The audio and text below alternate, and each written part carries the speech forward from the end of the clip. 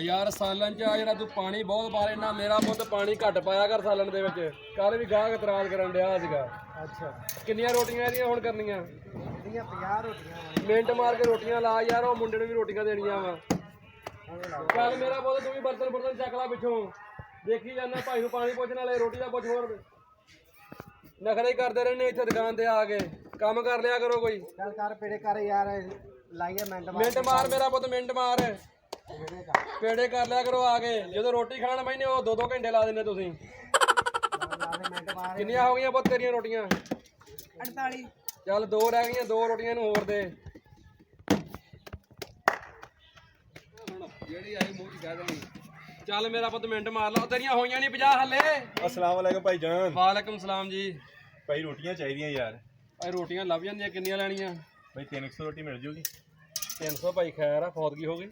नहीं भाई बहुत की नहीं, वैसे खत्म तो होना वा, तो रोटियां चाहिए 300 यार। ਮਿਲ ਜਾਣਗੀਆਂ ਭਾਈ।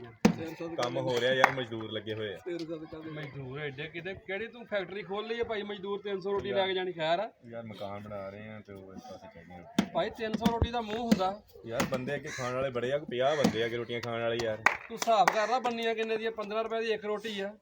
ना यार इदा ना करो, शायद 10 रुपए देने सारे यार। ਦਸਾਂ ਵਾਲੀ ਗੱਲ ਪਿੰਡ 'ਚ ਹੈ ਨਹੀਂ ਵੀਰੇ।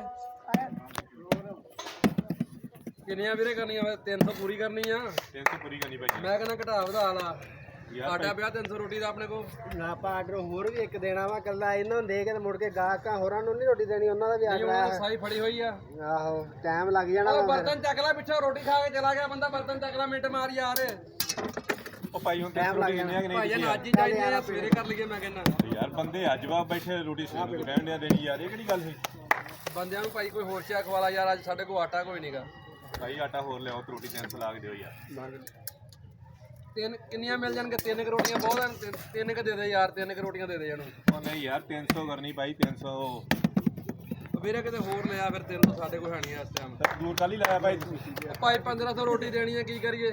यार 1500 नहीं पूरी करके दियो यार, मैं थोड़ा ਕਿੱਥੋਂ गाहक नहीं ਪੂਰੀ है। ਕਰੀਏ ਭਾਈ? ओ भाई मैं कस्टमर हां ਉਹ थोड़ा। ਭਾਈ ਪਹਿਲੇ ਦੱਸੀਦਾ ਹੁੰਦਾ ਵਾ, ਤੂੰ ਹੁਣ ਆ ਗਿਆ 300 ਰੋਟੀ ਦਿਓ।